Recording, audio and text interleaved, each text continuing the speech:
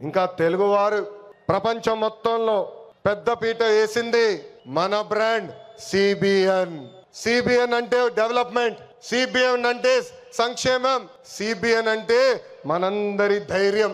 అప్పుడు ఐటీ, ఇప్పుడు ఏఐ, అప్పుడు హైటెక్ సిటీ, ఇప్పుడు క్వాంటమ్ వ్యాలీ, అప్పుడు సైబరాబాద్, ఇప్పుడు అమరావతి.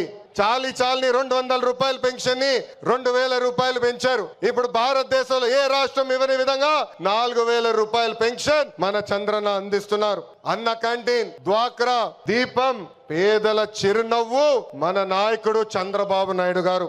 మనకి ప్రతిపక్షం కొత్త కాదు, మనకి అధికారం కొత్త కాదు. 2019 నుంచి 24 వరకు విధ్వంస పాలన మనందరం చూసాం. ప్రశ్నిస్తే కేసులు, నా పైన కూడా 23 కేసులు పెట్టారు. పోరాడితే ఏకంగా అరెస్ట్ చేశారు. వేదిక మీద చాలా మంది నాయకుల్ని ఆనాడు అరెస్ట్ చేశారు.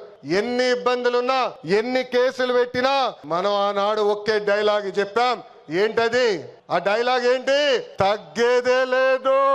మనందరం చూసాం. ప్రత్యర్థులు దాడి చేసిన, తొడగొట్టి మీసం మిలేసిన అంజిరెడ్డి తాతనే మనందరికి దమ్ము.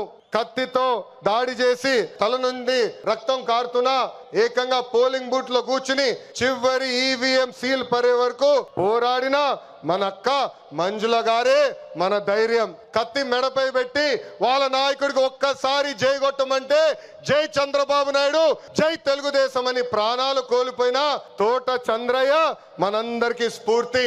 వేదికమైన ఉన్నారు. పార్టీ కోసం పోరాడి ఆనాటి పాలకులు వ్యతిరేకంగా మాట్లాడినందుకు ఆయన కన్ను పొడిచి కంటి చూపు పోయినా జై తెలుగుదేశం మన గాంధీ గారే ఈ రోజు మనందరి సత్తా.